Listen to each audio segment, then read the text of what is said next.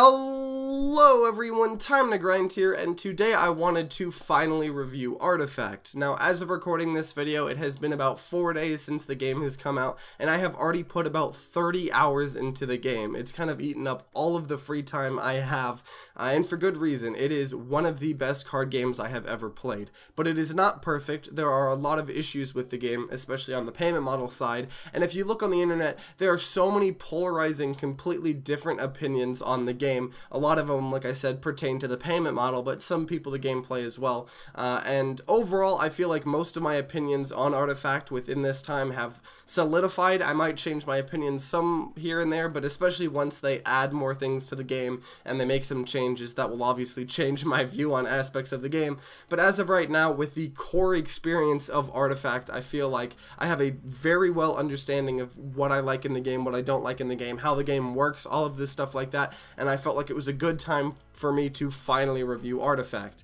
But overall, like I said, Artifact is the best card game I've ever played, I believe. It has so much depth and variation into it. I mean, you have the 3 lanes, you have the heroes and the mana and the color of spells depending on which heroes are in which lanes, and the item shop, the whole buying phase, the gold mechanics. It has some of the most decision making and interaction in a card game I've played, because you're constantly going back and forth, playing cards, and not only just playing creatures and spells, but also doing things like changing which your creatures are going to attack and equipping items, and then using items and abilities also take turn, and you have the whole initiative, and you have to balance initiative as well. There's so much in this game, and I feel like at first it can be a little overwhelming, but once you get it down, it is just super fun, and overall it's not that complicated. I mean, we are just in the first core set, so they even said, you know, they're trying to do more of some simplified mechanics. As more expansions come out, we will see more and more, you know, complicated mechanics. That's just how card games work. But even with this core set, there's so much depth just in the core gameplay, not necessarily in the cards that might get rotated out, but just the core experience of this game is amazing, and that will never change. No matter if they ruin the game and add so many terrible cards and so many OP cards and all these different things, the core gameplay of Artifact will always be amazing to me. It's so refreshing and everything.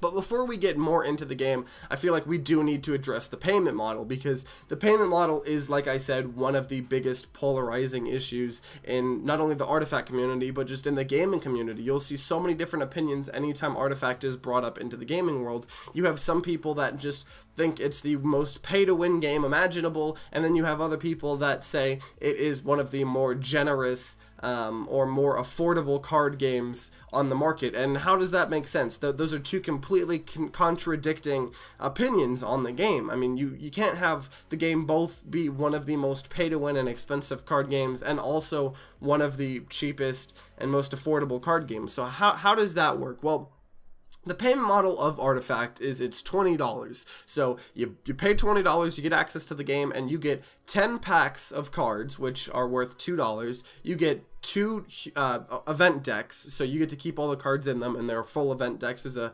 black-blue deck and a red-green deck that are pretty good, and you get to, you know, play with them. And on top of that, you get 5 event tickets, which allows you to enter in these expert play modes that you can win prizes and stuff like that. Now, all of the cards have value. You can sell them and buy them on the marketplace, you know, the Steam marketplace, and there is no way to earn cards for free. So you can't, it's not like Hearthstone where you can grind and you have daily quests and stuff like that. There are no way to earn cards for free. So it definitely is taking a paper card game model like Magic the Gathering or Yu-Gi-Oh! And applying it to Steam with the marketplace and having the advantages of just being able to buy or sell cards instantaneously at any time you want, because obviously in Magic your cards have value, but finding someone to buy those cards can be a little difficult, and you might have to send it to them through eBay, and then that's a whole complicated issue. So it's taking its advantages of having the marketplace and applying it to a paper card game model. Now, the problem with that, though, is a lot of people point out that this isn't a paper card game, let alone card games themselves have always generally been getting a pass, and they're just allowed to be pay to win for some reason. And I can understand that. I mean, I'm one of the biggest proponents on blaming things that are pay to win, and I'm not denying Artifact is pay to win. I've just like most other card games.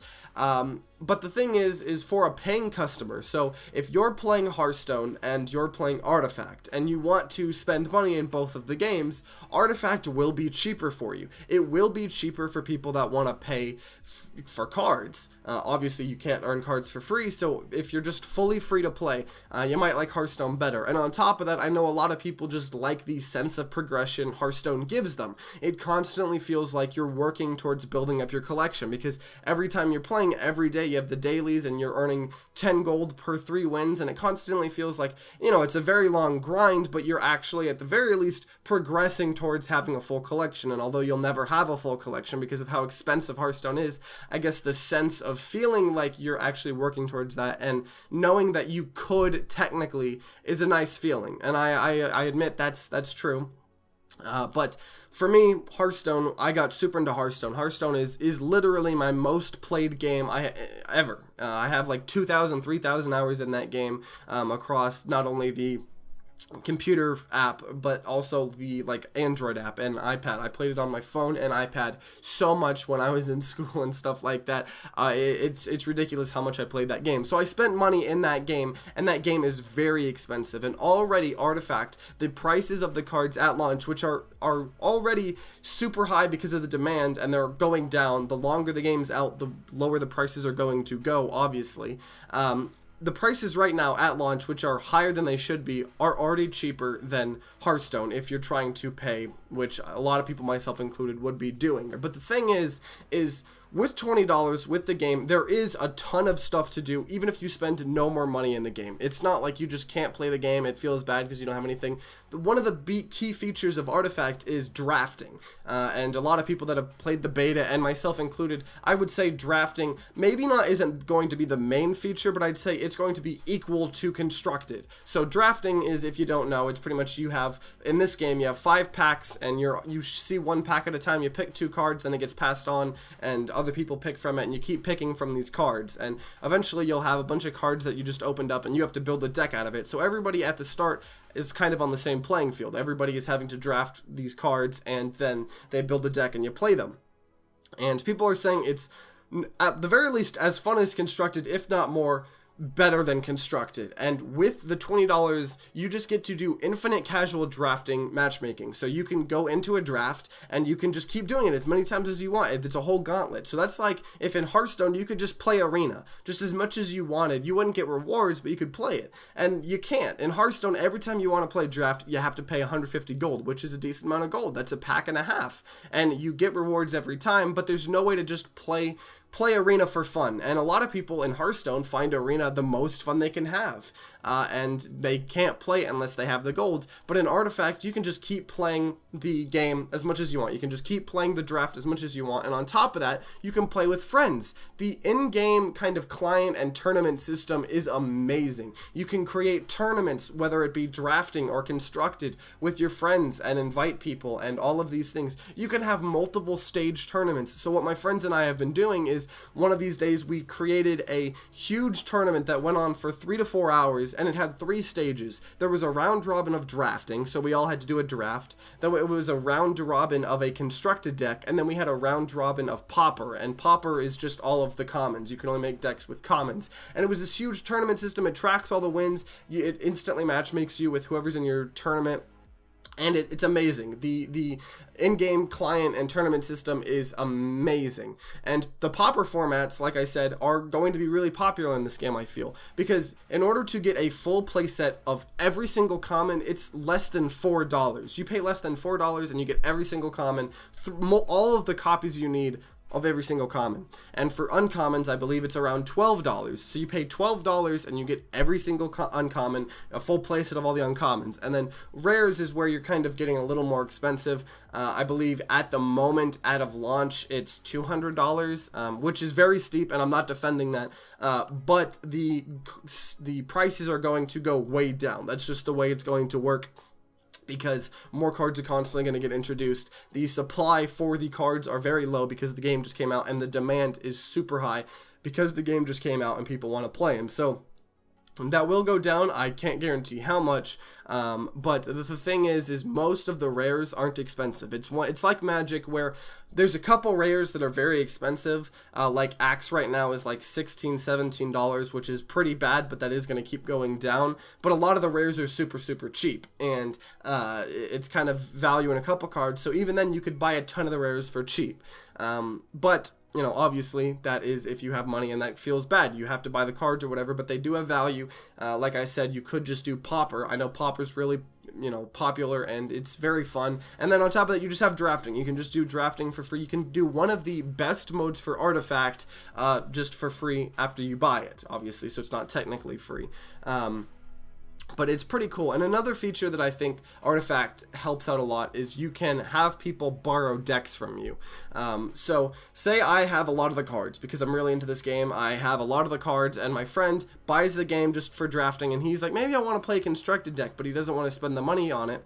He can build the deck, he can get the deck code, he can send it to me, and then I can just build the deck for him, and then if me and him are playing with each other, I can just lend him my deck, and he can play with it in, you know, the friendly matches with me. And that's awesome. I mean, Hearthstone doesn't do that. I mean, why would Hearthstone do that? They're super grindy. And it's just another example of something that Artifact, it really feels like the cards are yours. Because in a paper card game, if I had all these cards, I could lend you a deck, sure thing. And in Artifact, you can as well. And in fact, it's actually better in Artifact than in a paper card game, because say you only own one copy of Axe. It's one of the most expensive cards right now. I own one copy of it. If this was a paper card game, I'd only be able to have one deck with Axe in it. But I can make as many decks as I want with Axe in it in Artifact, and all of them will be valid, because as long as you have one, you can put them in as many decks as you want. I think that's one of the advantages of a digital card game. So that's kind of the payment model in a nutshell. I do understand people's frustrations with the game, and I understand fully, especially for people that are full free to play, I can understand your frustrations. But overall, for someone that is a person that wants to put money in this game, obviously I want the game to be as cheap as possible. I'm not one of the people that's like, man, I really hope my collection has its value. No, I want the game to be as cheap as possible so as many people can get to it as possible. But for someone that's willing to spend money in the game, compared to Hearthstone, this game is going to be cheaper, and it already is cheaper. And on top of that, if you spend the $20, you have access to the best mode in the game, arguably, for free as many times as you want, and you can participate not only with matchmaking of it, but you can do the drafting with your friends and stuff like that, and you can play with friends and borrow their decks and stuff like that. So that overall is the payment model in a nutshell. So now I want to talk more about the gameplay. Like I already said, the game is amazing, has so much depth, the way they handle mana is amazing, and drafting is amazing. Drafting is so fun. The only way I could see it could be improved would be if you've ever drafted in Magic the Gathering, you know one of the key concepts of drafting is hate drafting. And what that means is, say I were at the beginning of the draft, okay? And normally you would be passing it between whoever's in the tournament. So say you had 4 people doing the draft tournament, you would have 4 people and you would have your pack, and then after you picked your card or cards, you would pass it clockwise, and then they would pick a card, and it keeps going. So say I start to see all of these red cards are disappearing, and I'm not drafting red. I know somebody here is drafting red, and some of the decisions I might make is, say there's a pack and there's a really good red card, but I'm not drafting red. Maybe I'm doing blue-black. So that adds a really interesting decision to make, because if there's a real good red card and you're not running red, well, do you take that red card and hate draft it just so the other people can't have it? Or do you take one of the blue-black cards to maybe help your deck out more? And that's a really interesting kind of mechanic that you have to think about.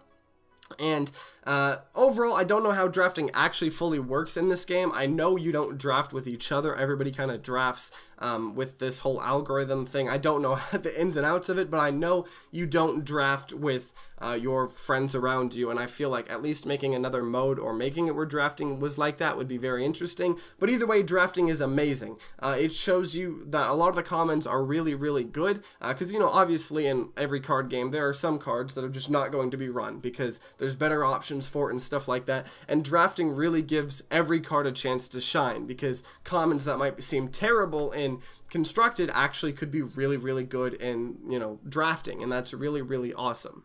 Like I said, the in-game tournament system is amazing. It's so much fun being able to host tournaments with my friends and have a lot of leeway on what we want to do. Do we want to do a draft tournament? Do we want to do a multi-stage tournament that has multiple different things? Do we want to just do a pauper format? Do we want it to be a Swiss format? Do we want to have it to be a bracket? I mean, you can do tons of stuff. It's really fun, and I know they've talked about they're only wanting to expand it.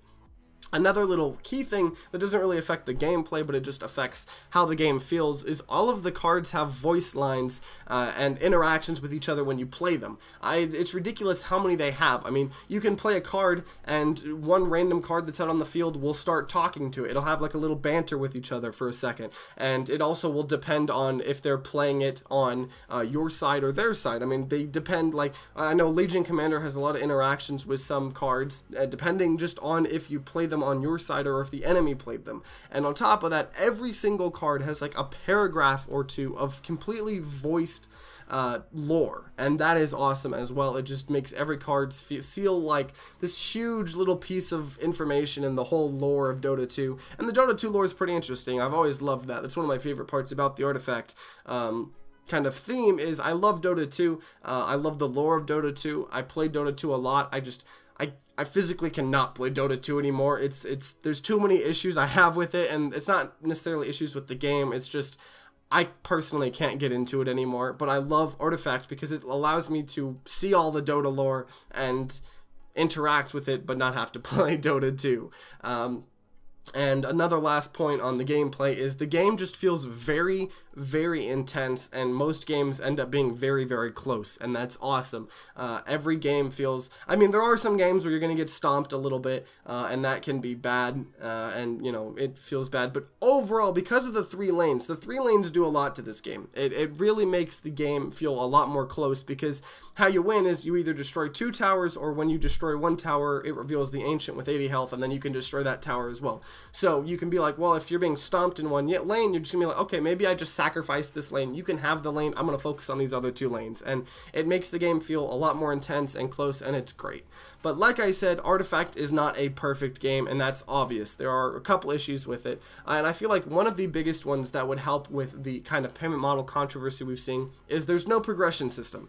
And I know when I say that, and I was one of the believers back in the day, that a game shouldn't need a progression system. The concept of the game should just be, the game's fun enough, you want to play it, and that's the game. And that's how games were back in the day. And I still feel that to an extent, but every modern game nowadays has kind of trained its audience and just trained gamers that there will be a progression system. You'll always have something to work towards, and if it's not there, something feels like it's missing. And I feel like that's what a lot of people's complaints with Artifact is. There's no progression system. Now, the thing with this is Valve has said that it is literally one of their highest priorities right now. So they are definitely already in the works, working super hard on a progression system. And whether that be a ranked MMR matchmaking ladder, because I know they said they didn't want a ladder ever, because Hearthstone's ladder has so many issues with it, but a kind of actual showing your MMR and you can see yourself growing and improving, or that's a sense of progression. But also just cosmetic progressions. There's so many things they could add, whether it be imp skins, board skins, card backs, and foil or animated cards. I don't know how they're going to do it. I know they're probably going to want to monetize these. I hope at the very least they're easily obtainable, because of the fact that you're having to pay for the cards. So I'd like to be able to earn all the cosmetics for free, but knowing kind of how, I'm not optimistic about that. I'm not optimistic about cosmetics like that, but it'd be nice if, because you have to focus on paying for the cards, maybe the cosmetics could be cheaper or free. But overall, we'll have to see. I know they're working on a progression system that will help out a lot, and we'll have to see what it ends up becoming and what it's like. Another thing that would be nice is 1v1 drafting, and I know this has been suggested a ton, and I'm sure Valve is going to add it relatively soon because of how much feedback they've got about it. But the only way to do drafting is, obviously, you can do a draft in the matchmaking, and you can do a draft if you're in a tournament with friends that has at least 4 people, but there's no way to just 1v1 draft one of your friends, and that'd be a nice feature, it'd be an easy feature to add, and I'm sure we'll see it soon, but it is not in the game right now. Like I said, there are some expensive cards in this game, and they are getting cheaper, but the reason they are expensive is because they're good, and the two biggest cards that come to my mind are the hero cards Axe and Drow. Now, Axe and Drow are very, very strong cards. They're easily the strongest heroes in the game. If you're running any red deck, you have to have Axe in your deck, and if you're running most green decks, you're going to need a Drow. And that's a little bit of a problem, especially because it makes the deck building feel a little worse. So say you're playing a red deck, you kind of have to have Axe if you want it to be the most optimal, and that kind of sucks. And because of that, the cards are a little more expensive, and I personally would like to see these cards and maybe a couple other cards. I don't necessarily know if I need most other cards need to be nerfed, but I feel like Axe and Drow probably should be nerfed. I mean, Drow has one of the best signature spells ever. It just, you silence an entire lane, so they just can't do anything in it for 4 mana, and on top of that, her passive just gives +1 attack to everybody in every lane, and that's insane. And then Axe's stats are insane, and the signature card is good. And I know people are worried, well, if they nerf a card, aren't people going to lose value? You know, if someone owns an Axe, they bought it for $20, wouldn't it feel bad if it got nerfed and went down to $5? And personally, I can understand that, but I feel like gameplay matters more. I don't care if someone has 50 Axes and they're trying to invest into Artifact. Artifact is not how you invest money. Invest it in something that's actually safe. This is a video game meant to be fun, and if Axe and Drow are causing it to be unfun, then I feel like they should be nerfed. And Valve said that they overall don't want to nerf things, but they will if they absolutely have to. And I don't think Axe and Drow are necessarily breaking the game. I don't think they're super, super broken, but they're definitely the strongest heroes by a large margin, and I feel like it'd be nice to see a little nerf on them. And on top of that, another just kind of UI thing, it'd be nice to have a binder collection view of all of your cards. So right now you can look at all your cards when you're building your decks and it's in this certain view, but it would be definitely nice to have kind of like a MTG binder-esque thing where you can just look at all of your cards next to each other on this kind of binder view. But overall, this game is fantastic. The gameplay is refreshing, it's deep, it's complex, it's everything I want in a card game, and it's beautiful, honestly. The polish of the game, the Valve polish really shows. I personally have not experienced any bugs. I mean, the game looks great, it feels great, it sounds great, it runs great, everything's good in that department. The biggest department Artifact is going to have to worry about is the progression system, because and the payment model, because although I might be okay with the payment model, to a degree I can understand people's frustrations, and I agree. I do think that Artifact, it would have been nice if Valve, you know, maybe revolutionized the space and just gave the cards for free to everybody, and then they just focused on cosmetics. I mean, that would have been amazing to see, and maybe it would have had a push and impact in the industry, and they're not. They're kind of following the typical card game model, and that kind of sucks, and I understand it, but for me, the gameplay is amazing enough to where I will warrant spending some money in this game, but I completely understand if other people are frustrated about that. But I think if Artifact can nail a progression system and figure out some way to appease players that personally aren't as invested or don't like the game as much as I do to be willing to spend money, if they can fix those problems,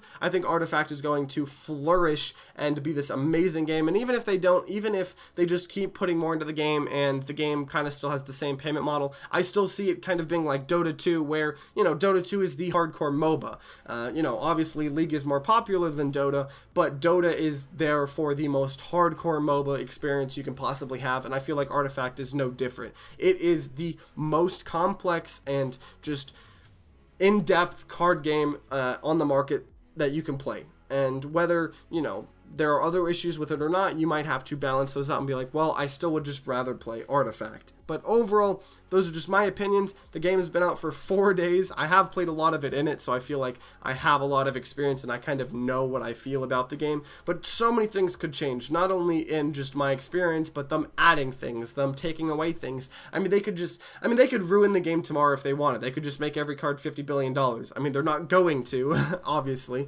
but they could happen. And so things will change. This review might be dated in a little bit. You know, if some things end up changing, I might talk about them. I've kind of been making more Artifact videos than other videos at times because Artifact has been interesting me so much for a whole year. And I feel like this review, at least for the time being, will kind of slow down Artifact review videos on this channel, because on this channel, I like to focus on the whole gaming industry as a whole, and I feel like just talking about Artifact constantly kind of devalues what I'm wanting to do with my channel, and that's perfectly fine. You know, I like Artifact. It's one of my favorite games right now. So sometimes if there's a big thing happening in Artifact, I'll talk about it. But overall, I don't want to make the same mistake I made with Overwatch and just, you know, make a channel dedicated to a game. But either way, if you are still listening and watching to this video, I appreciate it. If you guys enjoyed this video, then consider leaving a like down below and subscribing to see more content. New videos come out every Wednesday, Friday, and Sunday. And if you have played Artifact or you've even been looking at it and you have opinions about the payment model or anything like that, let me know in the comments down below, because I'd love to hear them all. I'd love to have a discussion with you guys. And like always, guys, I hope you guys have a great rest of the day.